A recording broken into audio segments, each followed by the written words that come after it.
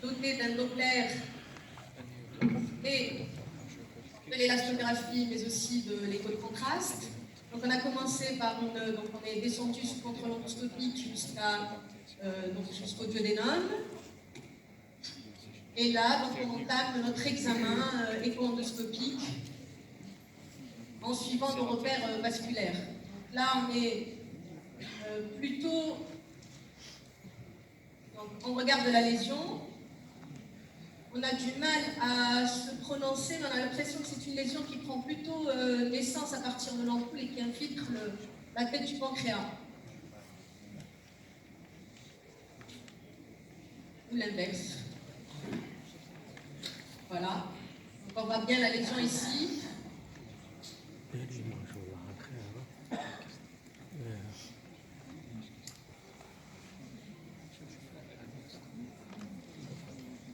Elle est hypoïcogène, elle est hétérogène, limite irrégulière.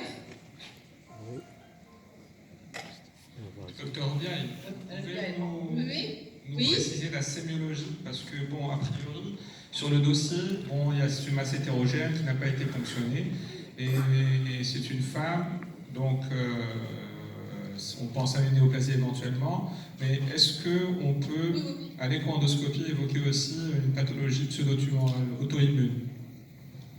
Non, là, ça fait plutôt une lésion tumorale. Hein. Oui, tout à fait, mais bon, après, c'est la sémiologie.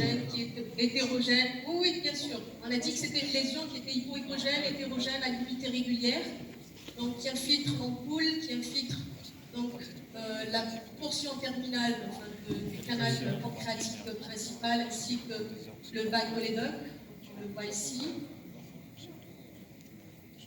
et qui arrive au contact des vaisseaux. Hein. Elle arrive au contact de l'artère mésentérique. On voit bien l'artère mésentérique ici, la veine mésentérique un peu plus haut.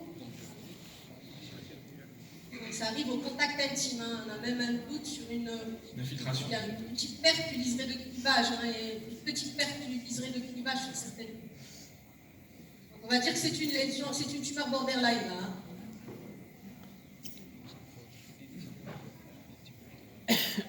Voilà, donc on voit le vaisseau post-tumoral qui est dilaté là.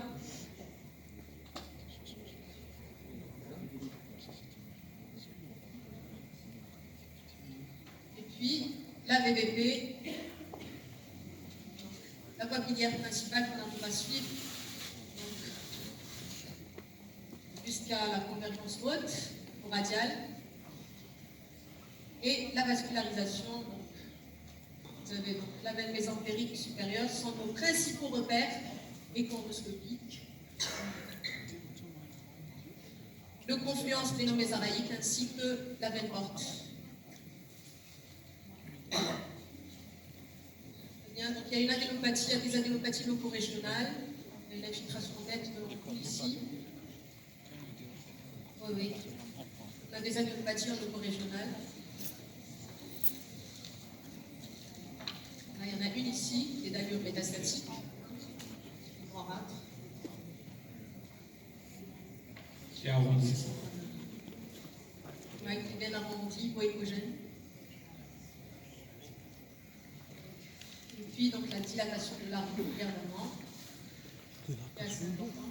L'arbre biliaire. Ici, avec un sinus quand même.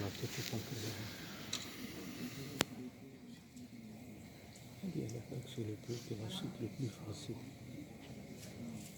Elle est hypoïcogène avec un sinus. Ouais. Vésicule biliaire qui est distendue. Docteur Obiaï, on ne vous entend pas très bien. Pouvez-vous parler plus fort? Merci. D'accord.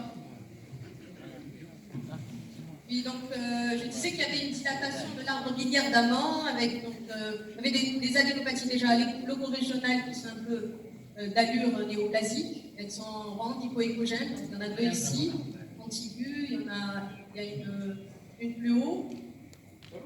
Dilatation de la VVP. On va prendre le plus gros diamètre à ce niveau. Une vésicule qui est distendue, qui contient du sludge. Et puis je vois une petite table d'acide à ce niveau. voit bien la musique biliaire qui est distendue, qui contient du sludge. Je ne sais pas si vous arrivez à m'entendre là. Oui, parfaitement, parfaitement. Donc là, on monte en transgastrique. On va faire vite parce que donc, il y a une adénopathie préhépatique gauche qui est là aussi suspecte. Et donc, à travers l'estomac, on va examiner la région corporéo-caudale du pancréas. Donc ça, c'est la sémiologie radiale. Hein. Vous voyez bien que l'échandoscope balaye la surface à examiner sur 3 degrés. Voilà, donc le pancréas corporéo-caudal.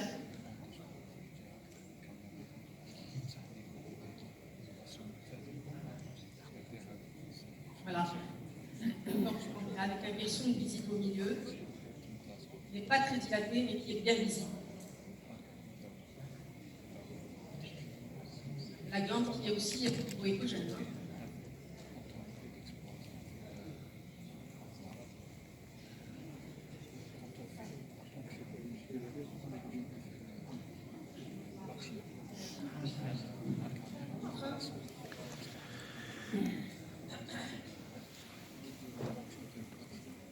Voilà la lame d'acide, donc elle est très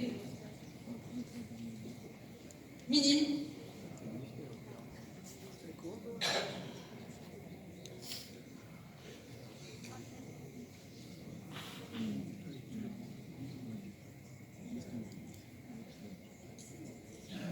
Là, on va mettre l'échondoscope linéaire pour réaliser l'absorption contre l'échondoscope.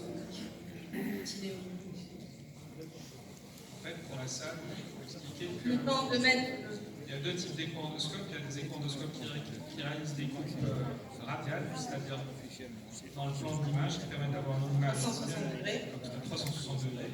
Et quand on veut faire un geste endoscopique, faire une biopsie, aussi c'est un autre type d'échondoscope qui donne une image linéaire, qui permet de voir ce qu'on fait.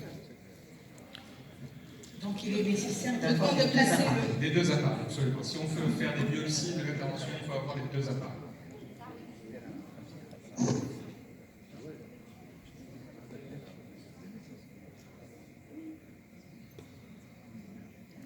au niveau du cou, ça doit être considérable.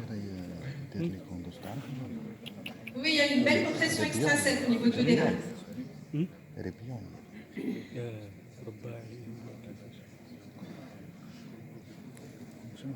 Et vous avez pu voir sa papille, docteur Obiac? Endoscopiquement, j'ai pas réussi à la dégager. Comme elle est déjetée vers le bas, Oui. on a du mal à la voir en vision oblique. Elle a été Elle sera basculée. mieux vue tout à l'heure dans la microscope. Voilà. Madame Bécry, Oui, je vous entends. Madame Bécry. Monsieur Nakmouche, je vous entends. Oui, Madame Bécry. Oui. Donc voilà, docteur Obiaï a fait le diagnostic. Le temps de changer d'endoscope parce qu'il faut placer la cuillère pour faire la cytoponction de la masse. On va basculer dans notre salle et on va vous présenter la deuxième fois. C'est une malade S'il vous plaît. qui présente Monsieur Nakmouche, pardon de vous interrompre. Monsieur Nakmouche, pardon de vous interrompre. Nous voudrions avoir des nouvelles. Nous voudrions avoir des nouvelles du malade qu'a traité le docteur Moulfi, le cas biliaire, du calcul. Oui. Nous voulions avoir la Il suite. va très bien. Il va très bien. Il va très bien. Il va très bien. C'est un syndrome de Mérisy. Le calcul, il est au niveau du moignon cystique et le ramonage de la mobilière principale était négatif. Voilà. D'accord. Donc il va être opéré? On n'a pas la suite. Madame Bécry, c'est pas sûr. Le malade va bien sûr. Il va être opéré, c'est pas sûr. Mais ça peut tomber, hein, ça peut descendre. Je pense, voilà. Je pense que le calcul peut tomber Spontanément. dans le cystique. Oui. Il peut tomber dans le cul. Oui. Voilà. Très bien, merci. Donc, très bien. À tout de suite. Sudah itu normal. L'essentiel, malade va bien. Et il va bien, mais elle a bien posé la question. Tu as destiné, c'est pas encore bien écrit. Je vais vous présenter de 45 ans, OMS 0, ASA 1. Il n'a pas de comorbidité. Il a une RCH pancolique diagnostiquée en 2000 suite à une première poussée modérée mise sous 5 ASA orales. En 2014, il fait une poussée sévère qui a été traitée par schéma de Trulov. 2019, donc une coloscopie dans le cadre